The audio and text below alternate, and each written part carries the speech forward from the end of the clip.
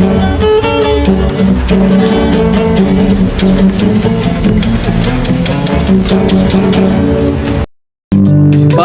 kanino ba ang batas na sinasabi nila? Para kanino ba ang batas na nilikha? Ang batas nga ba ay para sa lahat o para lamang sa mga taong maraming pera? Okay, magandang araw po sa inyong lahat mga minamahal kong mga kababayan. Muli nandito na naman po yung lingkod, Epifanio Labrador, dito po sa ating programang Reaction Mo, Birado Ko. Sa ating pagpapatuloy, mga minamahal kong mga kababayan, binabati muna po natin ang ating mga masusugid na taga-subaybay, lalong-lalo na po mga kababayan natin sa abroad, maging mga kababayan natin Epifanio supporters, Luzon, Visayas, Mindanao. At syempre binabati din po natin maging ating mahal na Pangulong Ferdinand Marcos Jr., maging ating minamahal na House Speaker Martin Romualdez, maging ating minamahal na First Lady Lisa Araneta Marcos. Okay, ang oras po natin ngayon ay ganap ng alas 9:30 ng umaga, araw po ng Huwebes, April 16, taong kasalukuyan 2025.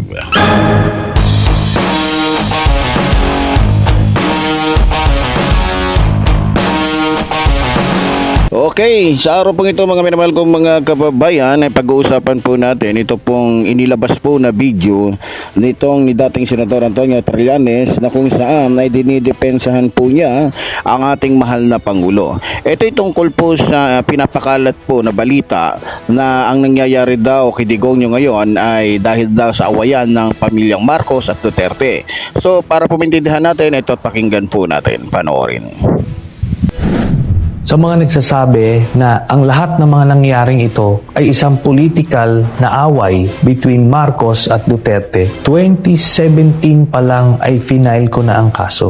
Wala pa po sa pwesto si President Marcos. Halos 8 taon na inimbestigahan ito ng ICC. Nabunga lang ito ngayong panahon na presidente si President Marcos. Hindi po ito panggigipit kay Duterte, kundi isa po itong katunayan na mayroong hustisya sa mundo. Kaya patuloy ko pa rin itataya ang buhay ko para sa inyo. Dahil alam ko, punong-puno tayo ng pangarap na gusto nating magbago ang bansa natin. Kaso nga lang walang tumatayo, walang nakikipaglaban, at walang totoong nagmamahal. Masakit man tanggapin, Pilipino tayo, pero binababoy tayo. Kaya ako ito pinaglaban. Na kahit itaya ko ang buhay ko, hindi ko tatalikuran ang pinangako ko sa inyo. So yun, malinaw po mga minamahal ko mga kababayan yung mga naging salaysay po ni dating Senador Antonio Trillanes sa video pong napanood natin.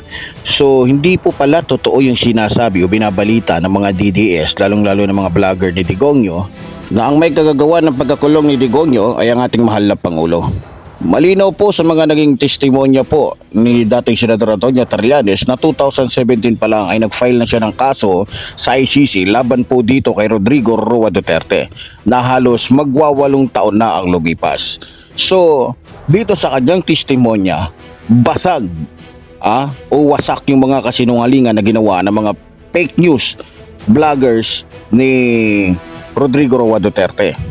Eto mga kababayan, kung ako po tatanungin ninyo, kung gugustuhin po talaga ng ating mahal na Pangulo na sumapi o baliwalain yung kanyang naging pangako po sa mga Duterte, maging dito kay Bato de la Rosa, na hindi na isasali pang muli ang bansang ito sa ICC, pwede po niyang gawin yon.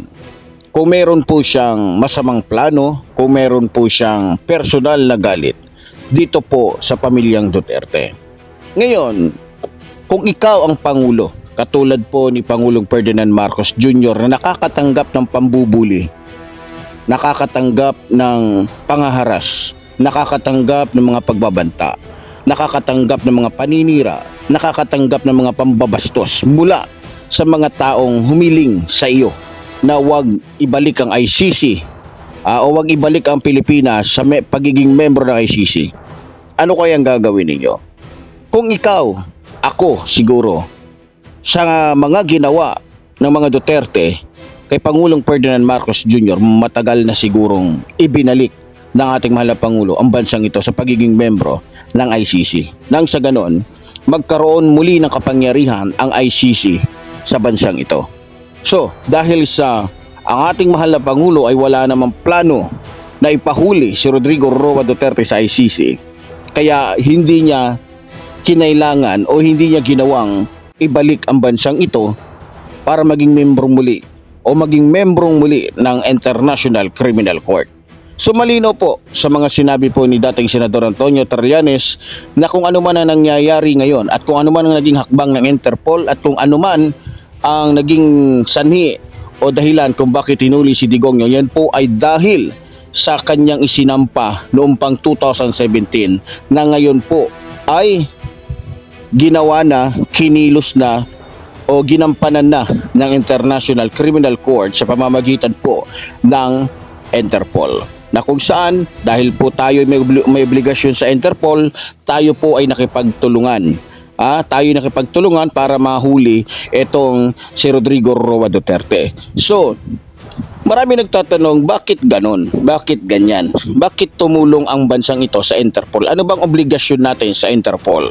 Pero bago po natin sagutin yan, sa abot po na natin makakaya, gusto ko muna pong linawin, no? Kasi may nagtatanong at mayroon ding nalilito. Kasi sabi nila, bakit hinuli pa? Hindi na nga tayo membro ng ICC. So, bakit hinayaan ng gobernong ito na hulihin ng Interpol si Digongyo? Okay, para po maintindihan natin, alamin muna po natin, dumako muna po tayo sa tamang proseso o alamin muna po natin yung proseso ng International Criminal Court. Pero bago ang lahat, gusto ko rin po munang ipaliwanag kung ano ba ang ICC. Kasi marami pa rin hindi nakakalam kung ano ba ang ICC. Anong uri ba ito ng hukuman? So, kung di po ako nagkakamali, ang International Criminal Court o ICC po ay isang intergovernmental o governmental na organisasyon at pandaigdigang tribunal na nakabase po sa The Hague, Netherlands. Kung hindi po ako nagkakamali mga kababayan, nagsimula pong maging epektibo ang ICC noong ika-1 ng Hulyo 2002, ang petsa ng pagpapatupad ng Rome Statute sa pamamagitan ng pagsanib po o pakikipagsanib puwersa ng mahigit 60 estado. At base po sa aking pagkakaunawa, ito po'y pinagkaisahan ng nasabing mga bansa o mga naging kaanib ng ICC upang maprotektahan po o maproteksyonan ang lahat ng tao mula sa paglabag sa karapatang pantao. Kaya po umanib ang ating bansa. Nang sa ganon, kung sakali man na hindi kaya ng ating bansa o ng hukuman ng ating bansa yung ganitong problema, ay mayroong International Criminal Court na magtatrabaho nito o aako nito.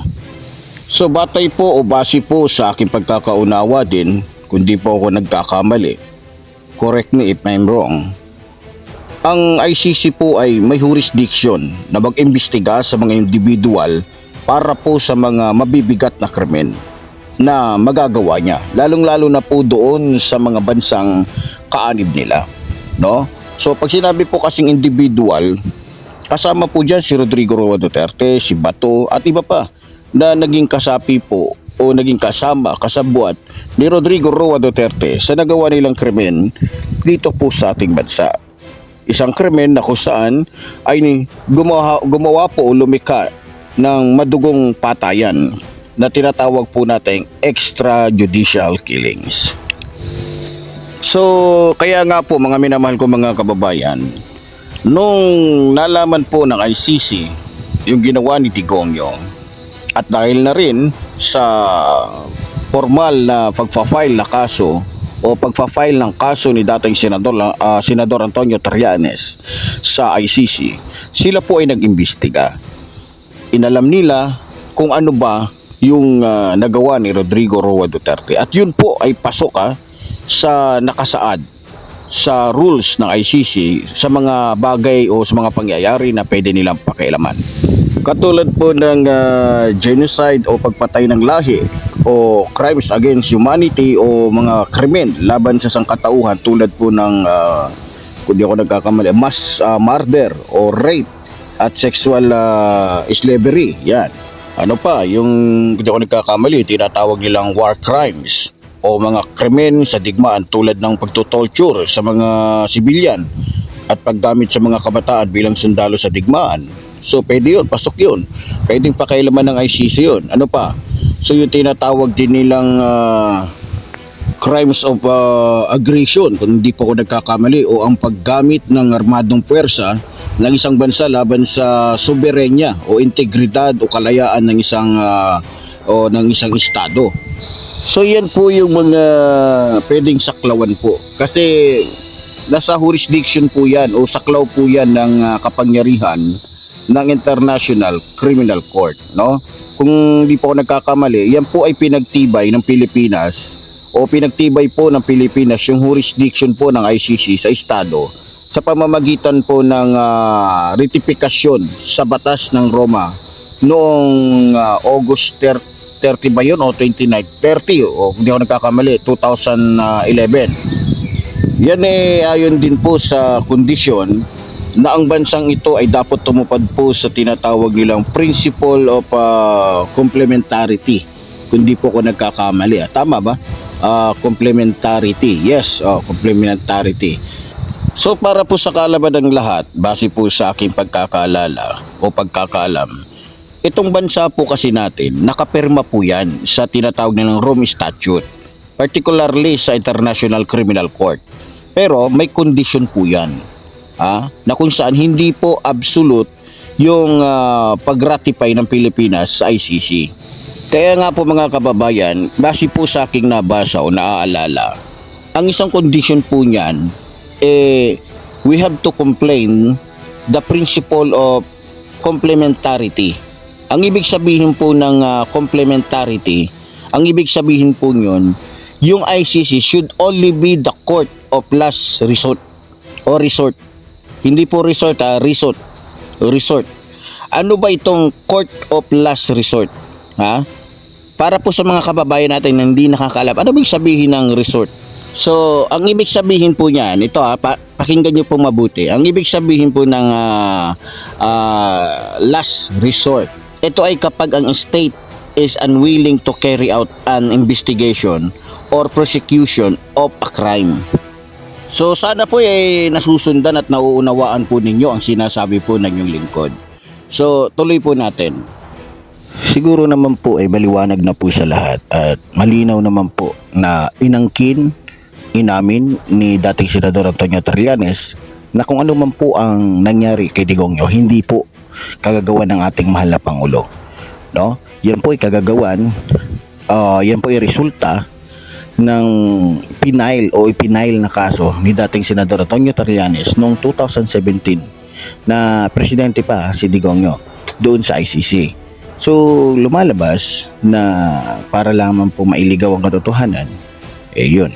So sinasabi nila na ang ating mahal na Pangulo ang ang dahilan kung bakit ganon. Pero tulad nga po sinabi ng ating Pangulo, hindi siya nakikialam ni hindi siya sumagot sa mga tanong o mga pag-iimbestiga ng ICC tungkol nga dito sa AJK o tungkol po sa ginawa ni Rodrigo Roa Duterte dito po sa ating bansa.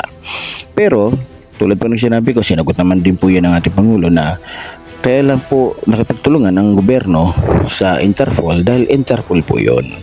Hindi po tayo umalis sa pagiging kasapi ng Interpol. Lagi po nating tatandaan, nang hinuli po, hinanap po o binalik po sa bansang ito si Alice Goo, yan po ay sa tulong po ng Interpol.